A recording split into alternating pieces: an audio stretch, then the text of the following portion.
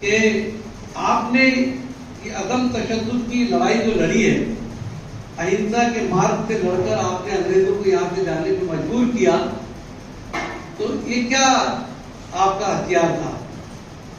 तो उन्होंने कहा कि मैंने सहाबा से और हुजूर से ये सीखा कि कोई भी तहरीक वो पुरअमन तरीके से की जाती है। जुल्म अगर है तो उसको सहन करना पड़ता है, और जब जुल्म होता है अवाम उनसे हमदर्दी करती है। हिंदुस्तान का माहौल आज बदला, अंग्रेजों को जाना पड़ा, ये मैंने हुजूर और सहाबा से सीखा। ये तहरीक हमारा कहता है, आप में से कई बच्चे होंगे, मजा नहीं आता, डालो पत्थर मारना या थोड़ा वाटर की बोतल फेंकना, ये चीजों से आपकी तहरीक दम तोड़ देती है। उसके बाद सिलसिला शुरू होता, पुलिस ढूंढती है, फिर सब बोलते हैं कि लीडर आ गया है, अरे आगो बना कर है। तो तहरीक ऐसी हो जो हुजूर पाक सल्लल्लाहु अलैहि वसल्लम के बारे में आपने पढ़ा होगा कि आप दुनिया के बेहतरीन मिलिट्री जनरल के तौर पे माने जाते हैं, एक बेहतरीन कमांडर की सूरत से माने जाते हैं, क्योंकि दुनिया के अंदर सबसे कामयाब कमांडर वो है जो दुश्मनों पर हमला करे और अपनी फौज का एक आदमी भी शहीद ना हो और वो फौजी को बचाकर अपनी मंजिल पर वापस आ जाए। ये हुजूर के ग़ज़वों की अगर आप तारीफ पढ़ेंगे तो आपको मालूम पड़ेगा। हम मुस्लिम पर्सनल बोर्ड की इनाम पर पहले ये बताने की कोशिश कर रहे हैं कि मुस्लिम पर्सनल बोर्ड ने जो तहरीक शुरू की है कि वक्फ बिल क्या है। मैं आपको शर्मिंदगी के लिए नहीं कह रहा हूं, ये मालूम ही नहीं थी। अमेंडमेंट क्या हुई मालूम ही नहीं है, बहुत सारे लोगों को, मेजॉरिटी को नहीं मालूम। और वो बिल जो एक्ट में बदला वो इस मुल्क के दस्तूर के मुनाफी है या दस्तूर के मुताबिक है, जिसका भी कंपैरिजन हमको नहीं मालूम। तो मुझे बताइए, जो राजीव सर ने कहा हम आपको आवाज दें कि आ जाइए आप सब, हमेशा बच्चे हमारे एनआरसी की तहरीक में भी medical college, DA college, BEd college बढ़कर के हमारे बच्चों ने हिस्सा लिया, और अल्लाह की तरफ से 3 महीने तक वो तहरीक चली। आज हम चाहते हैं कि आप सोच समझकर इस तहरीक को समझें। कल आपसे कोई पूछेगा कि भाई आप जो है, जैसे अभी मोदी जी की शान में कुछ सपोर्ट में लिए वक्त बिल को एक्ट जो लाए इन्होंने बहुत अच्छा है, तो उसके लिए फेवर में उनके एक जो है तो मतलब एक जगह जमा हुए जलसा हुआ। अब पत्रकारों ने एक लेडीज से पूछा, आपने देखा होगा वीडियो के ऊपर, कि आप यहाँ पर क्यों आए हैं? कह रहे हैं महंगाई बहुत बढ़ गई, इसके लिए हम आए थे। और काय के लिए आए हुए थे? वो मोदी जी के सपोर्ट में।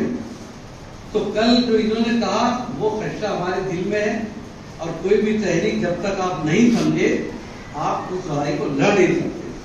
आज बीजेपी ने पिछले 5 साल से आरएसएस ने ये तासुर देने की कोशिश की कि इसको हिंदू मुस्लिम बना दिया जाए। उन्होंने एक तस्वीर पेश किया कि हिंदुस्तान के अंदर आर्मी और रेलवे के बाद तीसरे नंबर की प्रॉपर्टी औकाफ की है। ये भी आपने पढ़ा होगा, गलत। ये माहौल बनाया गया ताकि हमारे गैर मुस्लिम भाइयों के दिल में बात आए, इतनी प्रॉपर्टी इनके पास, तीसरे नंबर की प्रॉपर्टी। तो आपने जानने की कोशिश नहीं की, और ना ही हमको किसी ने बताया, मैं खुद भी समझता था यार बहुत प्रॉपर्टी है, लेकिन ये गलत, ये प्रोपेगेंडा है। हमको ये बात समझना है कि सच्चाई क्या है। तो पहला नंबर आप ले लीजिए, ये तीसरे नंबर की प्रॉपर्टी नहीं है। एक स्टडी के तहत एक स्टैटिस्टिक्स आया है कि हिंदुस्तान के, हमारे भारत मुल्क के 3 रियासतों के जो मंदिर है, जिनके नाम मैं आपके सामने लेता हूं, कि जिसमें एक जो है वो आपका तिरुपति बालाजी मंदिर है, उसके बाद में दूसरा जो है आपका, उसके नाम मैंने लिख के लाया, स्ट्रेटेजिक में से मैंने निकाल के रखा हूँ।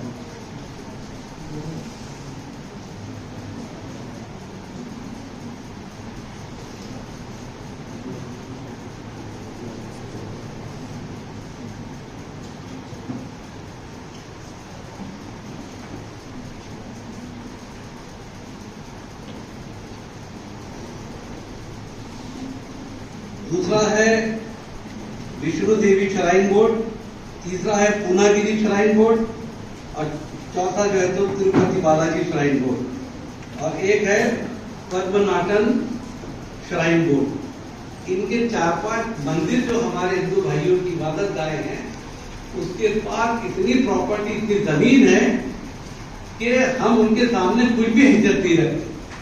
लेकिन बावर क्या कराया गया कि तीसरे नंबर की प्रॉपर्टी मुस्लिम वक्फ की है, ताकि लोगों के दिल में एंटी मुस्लिम जज्बा जागे। ये गलत है, ये बात सामने आएगी। उनके सामने हमारी प्रॉपर्टी कोई हैसियत नहीं रखती। नंबर 2, आर्टिकल 13 कॉन्स्टिट्यूशन के अंदर ये बात की गारंटी देता है कि 1950 में जो ये हमारा कॉन्स्टिट्यूशन बना, इस आर्टिकल के तहत फंडामेंटल बुनियादी हुकूक